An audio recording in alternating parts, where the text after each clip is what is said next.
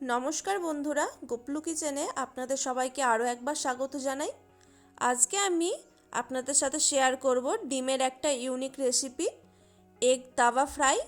রেসিপিটা আপনারা আগে কখনো ট্রাই না করে থাকলে একবার হলেও বানিয়ে খেয়ে দেখবেন। ডিমের তো অনেক রকমই রেসিপি করে খেয়েছেন, এই রেসিপিটা একবার হলেও ট্রাই করার অনুরোধ রইল। চলুন দেখে নিই রেসিপিটা। আমি এখানে 5টা ডিম নিয়েছি, আপনারা চাইলে আরও বেশিও নিতে পারেন। ডিমগুলোকে আগে আমি সেদ্ধ করে নেব।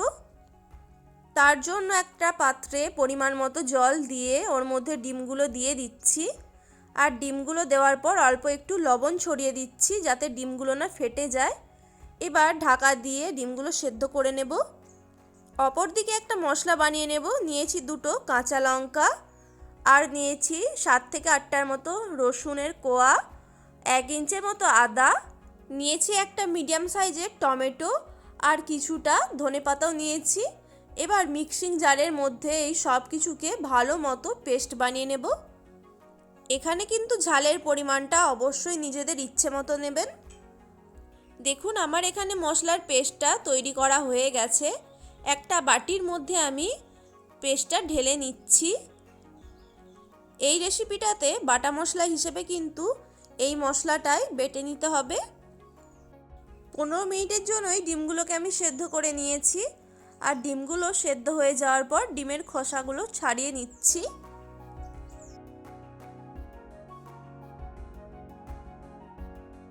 ডিমের খোসা ছাড়িয়ে নিয়ে এবার প্রত্যেকটা ডিমকে মাঝ বরাবর ছুরি দিয়ে আমি দুভাগ করে নিচ্ছি। দেখুন সব ডিমগুলোকে খুব সুন্দরভাবে দুভাগ করে নিয়েছি। এবার ডিমগুলোকে ভেজে নেওয়ার জন্য একটা ফ্রাইং প্যানের মধ্যে 2 টেবিল চামচের মতো সরষের তেল দিয়ে দেব। তেলটা এখানে খুব ভালো করে গরম করে নিচ্ছি। তেল ভালো করে গরম করে নিয়ে ডিমগুলোকে এইভাবে উপর করে দিয়ে তাওয়ার উপর দিয়ে দেব। প্রথমে কুসুমের দিকটা আমি ভেজে নিচ্ছি। প্রথমে এইভাবে কুসুমের দিকটা ভেজে নিলে কিন্তু ডিমগুলো থেকে কুসুম বের হয়ে যাবে না। ডিমগুলো ভাজার সাথে সাথে ওর ওপরে পরিমাণ মতো লবণ, হলুদ গুঁড়ো আর একটু লঙ্কার গুঁড়ো ছড়িয়ে দেব যাতে ডিমের মধ্যে একটা সুন্দর কালার এসে যায়। এখানে লবণ, হলুদ আর লঙ্কার গুঁড়ো একদম অল্প পরিমাণেই দিয়েছি। ডিমের একটা সাইড ভাজা হয়ে গেলে এবার অপর পিঠটাও লাল করে ভেজে নেব। ডিমগুলোকে কিন্তু এই পর্যায়ে একটু লাল লাল করেই ভেজে নিতে হবে। উল্টে পাল্টে এখানে ডিমগুলোকে আমি লাল লাল করে ভেজে নিচ্ছি। দেখুন ডিমগুলো ভেজে নিয়ে একটা স্ট্রেনারের সাহায্যে এগুলিকে আমি তেল থেকে ছেঁকে তুলে নিচ্ছি।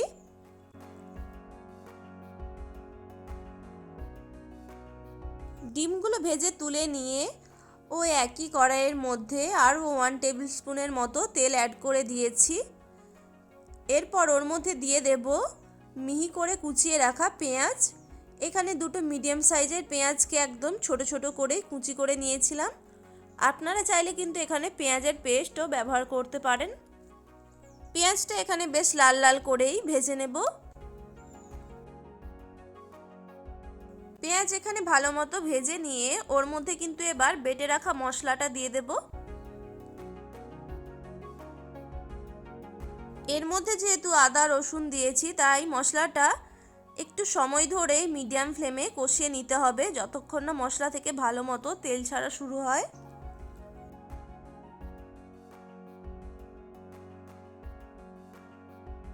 মশলাটা কষানোর সাথে সাথেই কিন্তু এর মধ্যে দিয়ে দেব পরিমাণ মতো লবণ, 1/2 টিস্পুন লঙ্কার গুঁড়ো, 1/2 টিস্পুন হলুদ গুঁড়ো, 1/2 টিস্পুন জিরে গুঁড়ো আর 1/2 টিস্পুন ধনে গুঁড়ো।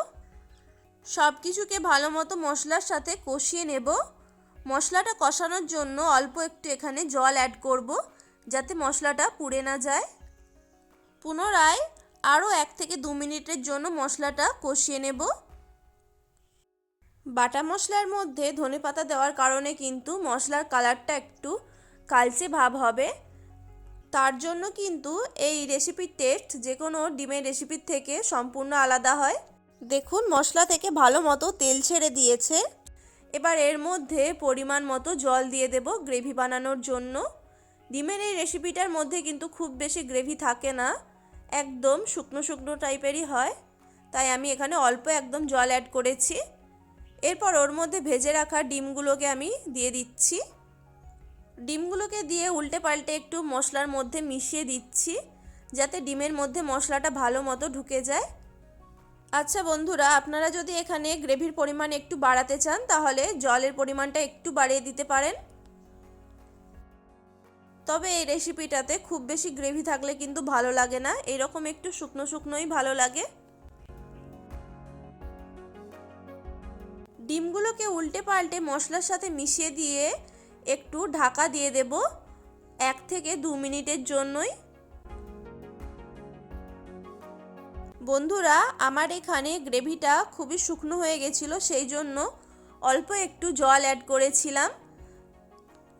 1 থেকে 2 মিনিট পর ঢাকাটা আমি খুলে নিয়েছি আর উপর থেকে 2টো কাঁচা লঙ্কা ছড়িয়ে দিয়েছি। দেখুন আমাদের এখানে এগ তাওয়া ফ্রাই একদম রেডি হয়ে গেছে। রেসিপিটা কেমন লাগলো অবশ্যই কমেন্ট করে জানাবেন। এইরকম ধাবা স্টাইলে এগ তাওয়া ফ্রাই বানিয়ে রুটি, পরোটা বা গরম ভাতের সাথে পরিবেশন করতে পারেন, ভীষণই ভালো লাগে খেতে। আর আমার চ্যানেলটিকে এখনও সাবস্ক্রাইব করে না থাকলে প্লিজ চ্যানেলটি সাবস্ক্রাইব করে দেবেন। সবাই ভালো থাকবেন, সুস্থ থাকবেন, ধন্যবাদ।